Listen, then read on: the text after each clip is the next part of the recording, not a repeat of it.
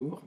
Aujourd'hui, on va réaliser ceci, donc avec en Ajax, donc ChargeJS c'est de l'Ajax, vous êtes nombreux à me l'avoir demandé. C'est simple, enfin relativement simple. Donc pour commencer, j'ai créé une base de données qui s'appelle LoggingDB avec le nombre de users, enfin une table nombre de users avec le nombre de users en l'int, les mois donc en varchar, soit 45, soit 255, vous choisissez. Après, ça change rien. Et un ID en tant incrémente. Voilà ma truc, ma base, ma DB. D'accord. Donc j'ai fait aussi, j'ai réalisé donc ceci. Donc la connexion à la DB. Je vais require paramètres. Alors qu'est-ce que j'ai mis dans paramètres? C'est toutes les constantes. Donc le nom de l'autre, ça va être localhost. Le logging, le password. Donc ceux qui ont déjà travaillé en PHP savent que le password sur Windows, il n'y a pas de password. Le nom de DB, donc logging DB évidemment, puisque c'est le nom de ma base de données. Donc ça, vous mettez le nom de votre base. Donc connexion, ça c'est le fichier de connexion. Voilà, donc ici le MySQL, host égale, normalement c'est le nom de l'autre, donc ici localhost, dbname, le nom de la DB, les paramètres, les connexions, donc logging, password, paramètres, et voilà. Voilà, donc c'est pas le cadre du cours de faire du PHP, c'est le cadre du cours de faire de l'Ajax, enfin, le tuto. Donc, ici j'ai fait une page index.html super simple, donc avec un bouton qui va me lancer le graphique, le canvas pour le graphique et le reste. Le CDN de jQuery, le CDN de ChargeJS, et voilà. Donc, ici, je vais vérifier que jQuery est bien chargé. Donc, hop, voilà. Ici, on vérifie donc que jQuery est bien chargé et je vais faire, quand je vais cliquer sur le bouton button start.click, le clic attend toujours une fonction en paramètres. Voilà. Et là, je vais simplement faire un alerte coucou. Alors, pourquoi est-ce que je fais un alerte coucou? Ça a l'air super con. Eh bien, tout simplement pour voir si ça fonctionne. Parce que si j'appuie sur le bouton et qu'il ne se passe rien, c'est-à-dire que je ne fais pas la bonne action. Donc, voilà. Hop. Ok, ça fonctionne. Nickel, ça veut dire que c'est bon. Alors, pour l'Ajax, on fait $.ajax. On fait des parenthèses et on fait des parenthèses et puis des accolades. Ça s'écrit de la même façon que le JSON. Alors, il y a d'abord l'URL à appeler. Alors ici, ce sera traitement.php. Hop. Vraiment, traitement.php, je l'ai déjà fait. Alors ici, je vais vous l'expliquer rapidos. Donc on va require one la connexion. On fait la requête, donc select, on va tout sélecter from number user. On fait $rs pour $réponse et $, connexion flèche query $SQL, donc query ou prépare. Query c'est pour tout, quand prépare c'est pour éviter les injections SQL et c'est quand on a souvent des paramètres à injecter.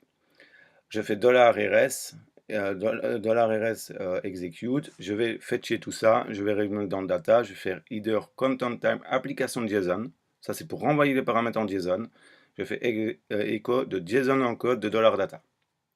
Ceci, ça va me renvoyer un fichier JSON. D'accord? Voilà. Donc, voilà, donc l'URL, et voici la page de traitement qu'on va appeler. D'accord? Une fois qu'on fait ça, on pourra appeler méthode, on pourra appeler les datas, sauf que moi, je n'ai pas envie, et là, j'ai fait une faute. Excusez-moi, attention, c'est des virgules et pas les trucs.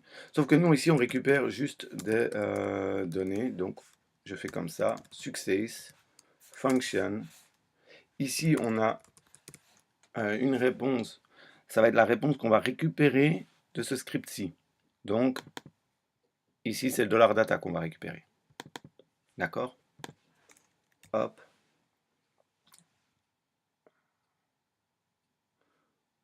Est-ce que je l'ai bien mis? Est-ce que j'ai un doute?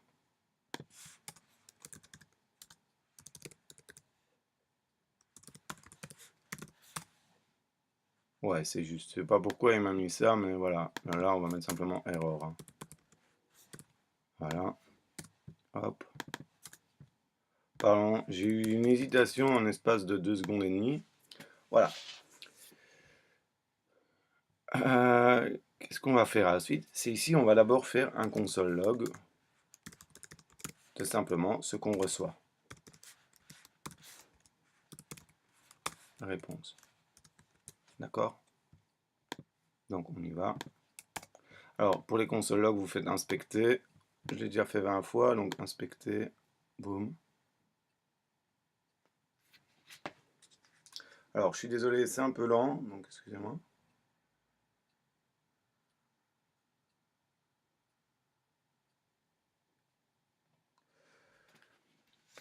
Donc voilà, je lance ceci, je me mets là.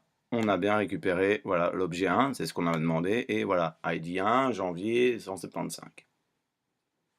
Exactement ce qu'on a dans la DB, hein. Donc voilà, si je mets le 1, ben on a... Voilà. Donc, ok. Maintenant c'est bien beau, mais moi je vais avoir besoin, pour mon graphe, pour le graphique, si on se souvient bien, on a des labels, on a des données. Et donc, moi je vais faire 2 tableaux qui vont être des labels et va donner qui va être de 2 tableaux. Alors, on essaye de mettre ça correctement. Voilà, c'est un peu chiant.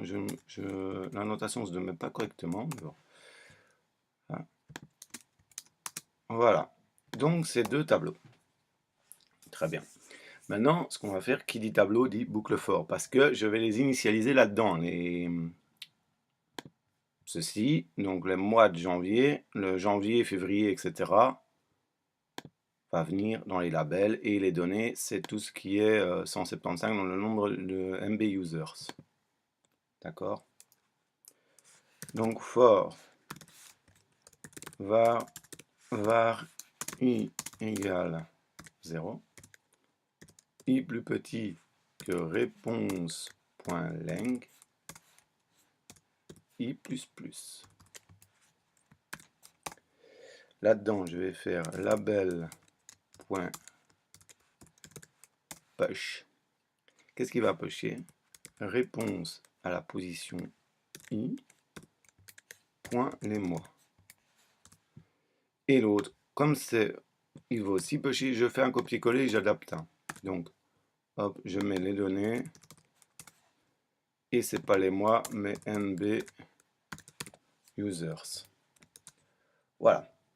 Donc là-dedans, maintenant dans mes tableaux, il y a là-dedans les nombres d'utilisateurs, là-dedans les mois. Là, je vais créer mon char.js. Donc, j'ai commencé à créer mon graphique. Première chose, il faut récupérer le canvas. Donc, on peut mettre var canvas, contexte. Généralement, on met ctx et on récupère le canvas, donc qui est mon graphe ici, hein. Mon graphique. Ok. Là, on va mettre var graphique, var graph égale new char.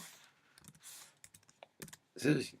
Là-dedans, il va d'abord nous demander le canvas, donc qu'on a récupéré juste avant dans une variable. Et ici, la première chose qu'on va mettre, c'est le type de graphique qu'on veut. Voilà, si on veut des barres, on va mettre barres. Après, canvas, et pour char.js, il faut aller voir la doc, il y a plusieurs types de graphiques. Je ne vais pas tous les faire ici. Alors, on peut mettre un label, deux points, moi je mets test. Ok. Voilà. Après, on a donc des datas. Ça s'écrit aussi en JSON. Ah, bizarrement, on retrouve beaucoup la notation JSON, hein. La première chose, ça va être les labels. Et là, ben, on a notre tableau de labels. qu'on a créé il y a 5 secondes. D'accord. Après, on va voir les datasets qui, eux, c'est un tableau de données.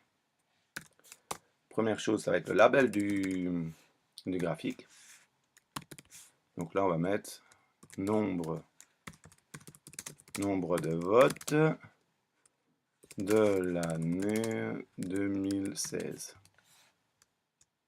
On met une virgule. Et là, on va voir les datas, qui eux sont les données qu'on a mis là au-dessus. Et c'est terminé. Nous avons terminé notre graphique. On va tester tout ça. Et voilà. On a bien nombre de votes de l'année 2016, mars, février, janvier, avril.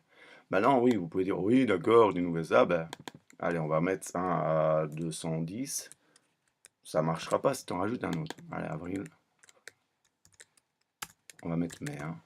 Voilà. Application. Apply. Apply. J'espère que ça va fonctionner parce qu'il y a des fois, mon MySQL Workbench, je déconne. Et voilà, je n'ai pas uploadé évidemment. Voilà. Et donc, on reprend. Je lance. Et vous vérifiez que mai est tout bien arrivé. Donc voilà, c'était une application de Chart.js avec de l'Ajax. Comme ça, vous avez vu l'Ajax. Merci à vous.